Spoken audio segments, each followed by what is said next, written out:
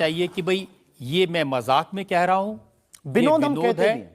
और ये मैं ये असल हम में बहुत कह रहा बार बोलते हैं विनोद हम कर रहे हैं, हम बहुत बार बोलते हैं। अब कोई हमारे विनोद को सीरियस ले ले तो वो उसका निजी अनुभव है।